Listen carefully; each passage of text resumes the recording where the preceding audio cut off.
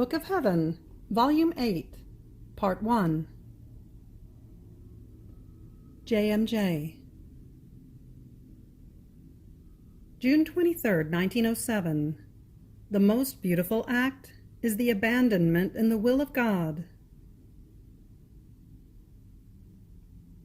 As I was in my usual state, blessed Jesus would not come, and I was thinking to myself about what would be the most beautiful act and most pleasing to our Lord, that might more easily induce him to come. Sorrow for one's own sins, or resignation. In the meantime he came for just a little and told me, "Daughter, the most beautiful act, and most pleasing to me, is the abandonment in my will, but so great that the soul would remember no more that her being exists. Rather, everything for her is divine will. Even though sorrow for one's own sins is good and praiseworthy, yet it does not destroy one's own being. While abandoning oneself completely in my will destroys one's own being and makes one reacquire the divine being. Therefore, by abandoning herself in my will, the soul gives me more honor, because she gives me everything I can demand of the creature, reacquiring in me that which had come out of me. And the soul comes to reacquire that which alone she should reacquire. That is, she reacquires God, with all the goods that God possesses. However, as long as the soul remains completely in the will of God, she reacquires God. But as she goes out of my will, she reacquires her own being, with all the evils of the corrupted nature. June 25, 1907. Whether still or walking, the soul must always remain in the divine will. This morning I was thinking to myself that I felt as though stopped, without moving either forward or backward, and I said, "Lord, I myself cannot say what I feel, but after all, I shall not afflict myself. Whether I am behind, or still, or ahead, as long as I am in your will, I am always fine.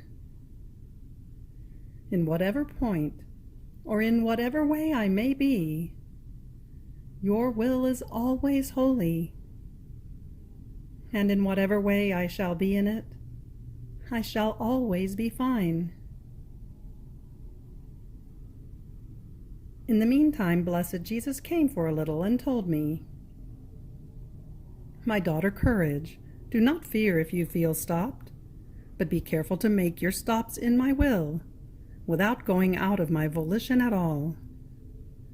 I too make my stops in it, but then in a twinkling of an eye, I do more than what I have not done for years and years. See, according to the world, it seems that I have stopped, because since it deserves to be severely chastised, and I am not doing it, it seems that I am not in motion. But if I take the rod in my hand, you shall see how I shall make up for all the stops.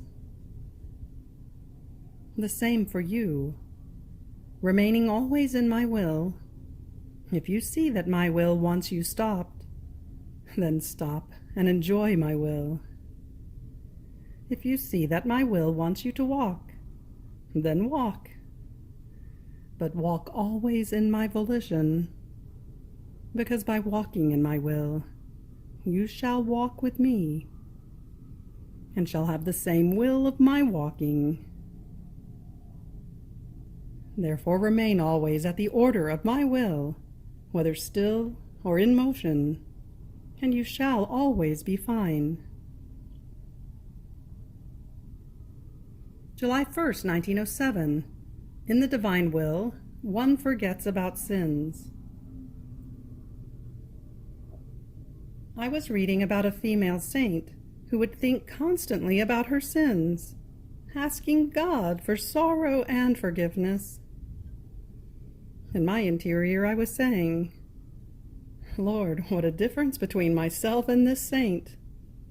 I who do not think about sins, and she who always thinks about them. It shows how I got it wrong. In one instant I felt him move in my interior. Something like a flash of light formed in my mind, and I heard him say, "Silly, silly that you are. Don't you want to understand this? When in the world has my will ever produced sins or imperfections? My will is always holy, and the one who lives in my will is already sanctified, and enjoys, nourishes herself with, and thinks of all that my will contains. And even though she has committed sins in the past, finding herself in the beauty, in the sanctity, in the immensity of goods that my will contains, she forgets the ugliness of her past and remembers only the present, unless she goes out of my will. Then, as she would return to her own being, it is no wonder that she remembers sins and miseries. Keep well in mind that these thoughts of sins and of oneself cannot enter my will, and if the soul feels them, it means that she is not stable and fixed within me, but she makes some exits. Then, finding myself in my usual state, I saw him for just a little, and he told me, "My daughter, as much as the truth is persecuted, one cannot help recognizing it as truth. And the time comes in which that very persecuted truth is recognized and loved. In these sad times, everything is falsehood and duplicity, and so that truth may have lordship, man deserves to be beaten and destroyed. Part of these blows they themselves shall give to themselves, and shall destroy one another. Others shall come from me, especially for France. There shall be such a great mortality as to almost depopulate her." July 4th, 1907. The soul must ruminate within her mind on the truths she has learned. I was thinking, how bad I have become, yet the Lord does not correct me. He does not scold me. While I was thinking of this, I felt him move in my interior, telling me, "My daughter, keep walking. Keep walking. If I am goodness, mercy, sweetness, I am also justice, strength, power. If I saw you go backward or commit voluntary defects after the so many graces I have given you, you would deserve to be struck by lightning, and indeed I would strike you. If I do not do it, you yourself can understand why. And if I do not always speak to you, ruminate constantly in your mind on all the truths I have taught you. Then enter into your interior, unite yourself with me, and I shall always be with you, operating interiorly." July 10th, 1907. One begins to really live when he begins to be a victim. As I was in my usual state, I found myself outside of myself, together with my adorable Jesus. And in seeing him crowned with thorns, I removed the crown from his head, and with both hands I placed it on mine, pressing it thoroughly. Oh, how I felt the prickings penetrate into me! But I felt happy to suffer to relieve the pains of Jesus. Then I said, My good Jesus, tell me, is there much time left before you take me to heaven? And he, indeed, very little. And I, your little can be 10 or 20 years. I am already 42. And he, that is not true. Your years only begin from the moment you began to be a victim. My goodness called you, and you can say that from that time you began to really live. And just as I called you to live my life upon earth, in a little while I shall call you to live my life in heaven. In the meantime, 2 pillars came out of the hands of blessed Jesus, that then became one, and that he kept leaning on my shoulders quite heavily, in such a way that I could not move from beneath them. While he was calling me, there was no one who would go to place his shoulders under those pillars, so they remained suspended in his hands. And while they were suspended, slaughters of every kind occurred. I understood that those pillars were the church and the world, that had come out of his most holy hands, and were held inside his holy wounds. They shall always be there, but if good Jesus has no place on which to lean them, he shall soon tire of keeping them suspended in his hands. And woe, but such woes as to be horrifying. They are such and so many that I believe it is better to keep them in silence. July 14th, 1907. Everything in the soul must be love. Continuing in my usual state, blessed Jesus came for a little, and without thinking I asked, Lord, yesterday I went to confession. If I had died, since confession remits sins, would you not have brought me straight to heaven? And he, my daughter, it is true that confession remits sins, but the surest and most certain thing to be exempt from purgatory is love. Love must be the predominant passion in the soul. Love, her thought, her word, her movements, everything must be enveloped by this love. In this way, finding her all love, the uncreated love absorbs the created love within itself. In fact, purgatory does nothing but fill the voids of love that are present in the soul. And once it has filled these voids, it sends her to heaven. But if these voids are not there, it is not something that belongs to purgatory. July 17th, 1907. The true sign to know whether one lives in the divine will.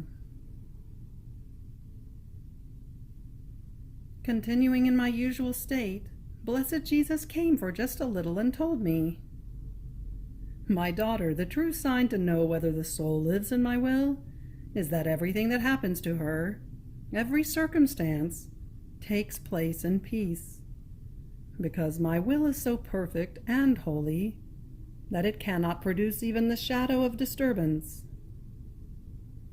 So if in contrasts, mortifications, or bitternesses, she feels disturbed, she cannot say that she is inside my will. If she feels resigned and also disturbed, she can say at most that she is in the shadow of my will. In fact, while being outside of it, she is free to feel her own self, but not inside. July 19th, 1907. Neither aridities, nor temptations, nor defects enter the divine will.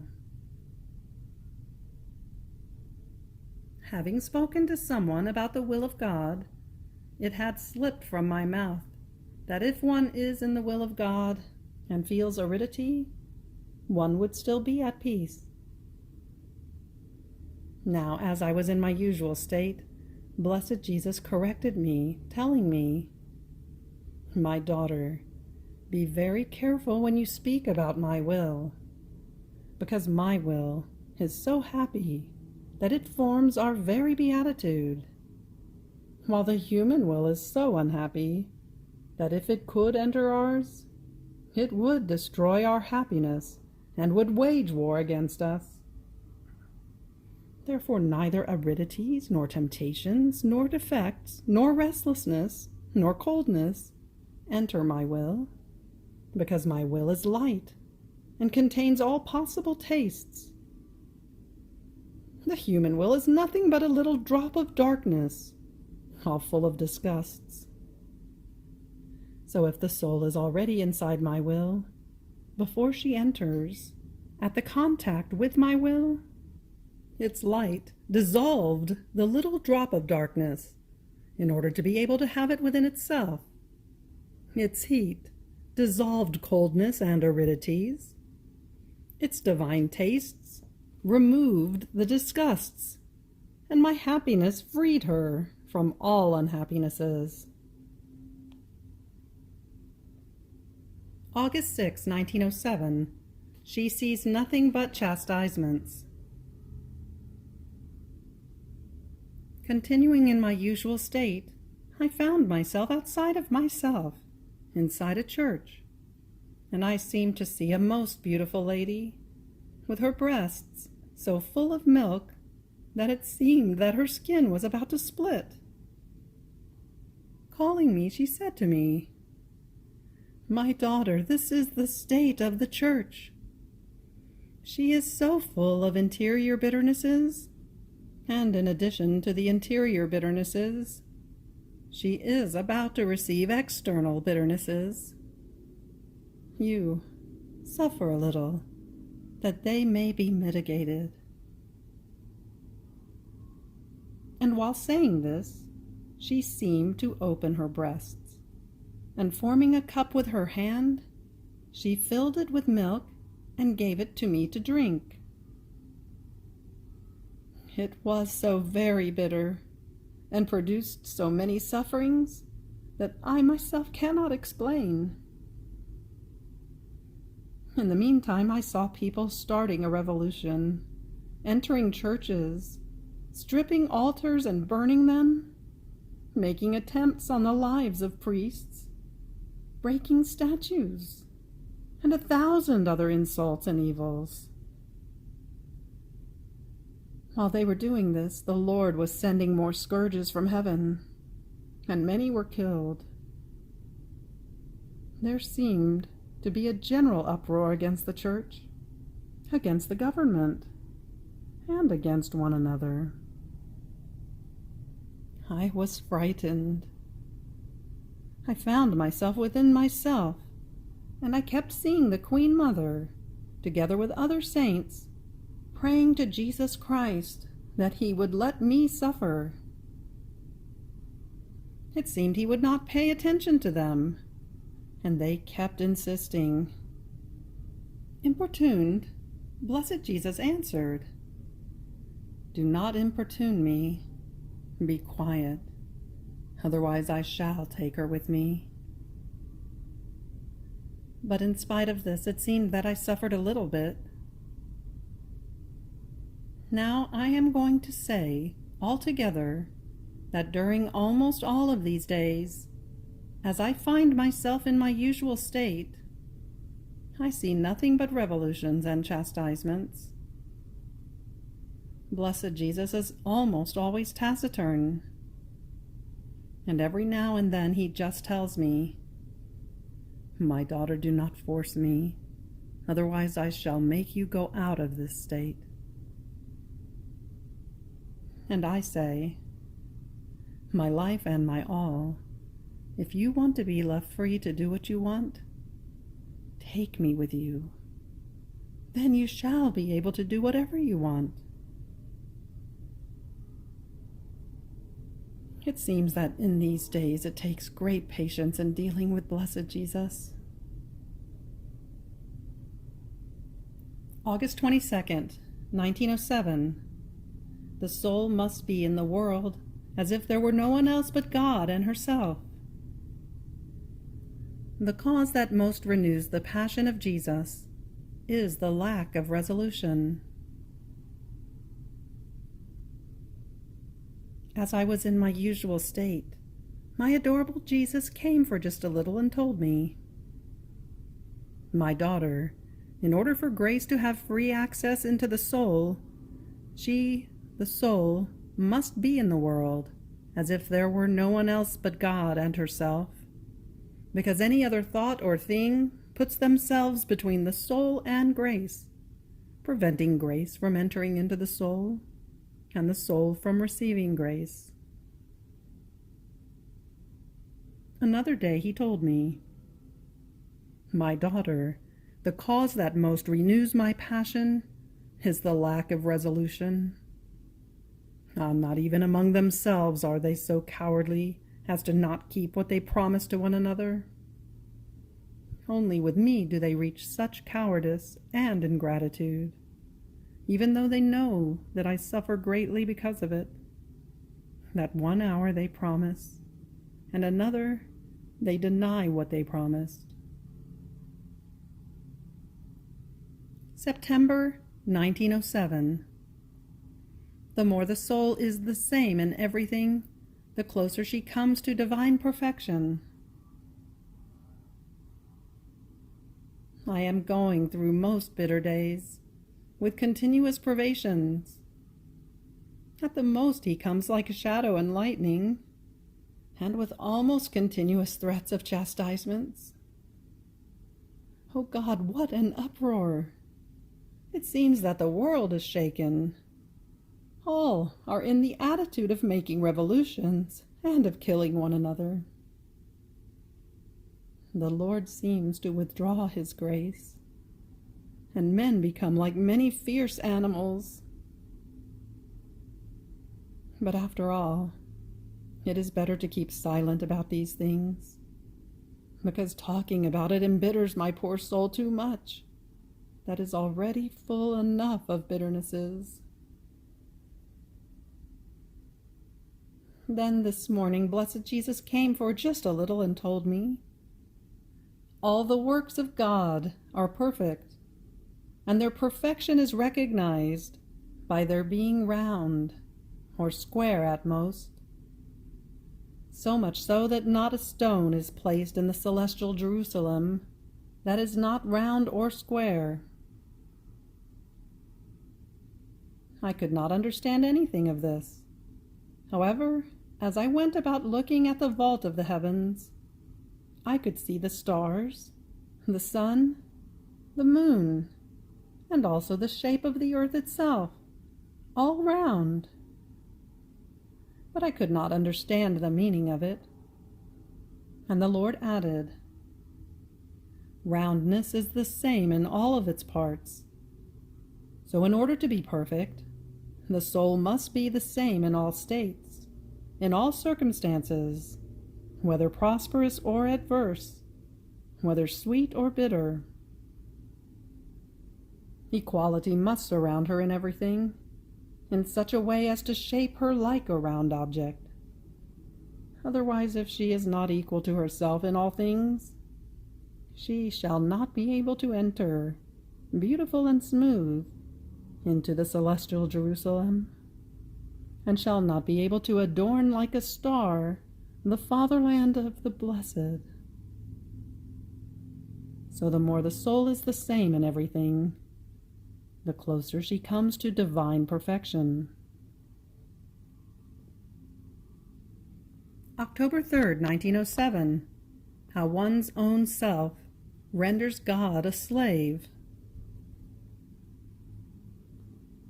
As I was in my usual state, blessed Jesus would not come, and I was tormented by the pain of his privation, and not only by this, but by the thought that my state of victim might no longer be will of God. I seem to have become nauseating before God, worthy only of being abhorred. Then, while I was thinking of this, he came for just a little and told me, "My daughter, one who chooses his own self, even for one instant, represses grace, becomes the master of himself, and renders God a slave." Then he added, "The will of God makes one take the divine possession, but obedience is the key to open the door and enter this possession." Having said this, he disappeared. October 4th, 1907. The exaltation of the cross. The cross grafts the divinity to humanity. Continuing in my usual state of privation, and therefore with little suffering, I was saying to myself, not only of Jesus am I deprived, but also the good of suffering is taken away from me. O God, you want to put me to fire and the sword, and touch the things that are most dear to me, and that form my very life, Jesus and the cross. If I am abominable to Jesus because of my ingratitude, he is right in not coming. But you, O cross, what have I done to you, that you left me so barbarously? Did I perhaps not welcome you when you came? Did I not treat you as my faithful companion? I remember that I loved you so much that I could not be without you, and sometimes I even preferred you to Jesus. I didn't know what you had done to me, that I could not be without you. Yet you left me. It is true that you have done much good to me. You were the way, the door, the room, the secret, the light in which I could find Jesus. This is why I loved you so much. And now, everything is over for me. While I was thinking of this, blessed Jesus came for just a little and told me, "Daughter, the cross is part of one's life, and only one who does not love his own life does not love the cross, because it was with the cross alone that I grafted the divinity to lost humanity. Only the cross continues redemption in the world, grafting anyone who receives it into the divinity. And if one does not love it, it means he knows nothing of virtues, of perfection, of love of God, and of true life. It happens as to a rich man who has lost his riches, and is presented with the means to reacquire them again, and maybe even more. How much does he not love this means? Does he perhaps not put his own life into this means in order to find life again in his riches? Such is the cross. Man had become so very poor, and the cross is the means not only to save him from misery, but to enrich him with all goods. Therefore the cross is the richness of the soul." And he disappeared, while I remained more embittered, thinking of what I had lost. October 12, 1907. She sees places devastated because of justice. After going through days of privation and of tears, finally this morning Jesus came and told me, "Ah, my daughter, you know nothing of what is supposed to happen between now and 1 year from now. Oh, how many things shall happen! Take a look. At that moment, I found myself outside of myself, together with Jesus, and I saw, somewhere, places collapsed and entire towns buried. Somewhere, places flooded and everything that existed in them disappeared. In other places, earthquakes with great damage, dead people, revolutions in several places, and in some of them so violent that one could not take a step without treading on human blood. But who can say all the tragedy that could be seen? After this, good Jesus added, "Have you seen? Ah, my daughter, courage, patience in the state in which you are. Since justice wants to pour itself upon creatures, it refrains from pouring itself upon you, and the void of your sufferings shall fill the void of their sufferings. Let us give course to justice a little bit. It is necessary. Creatures are growing too bold. Then everything shall end, and I shall be with you like before."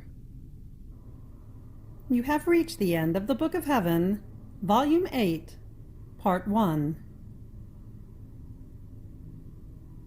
Fiat.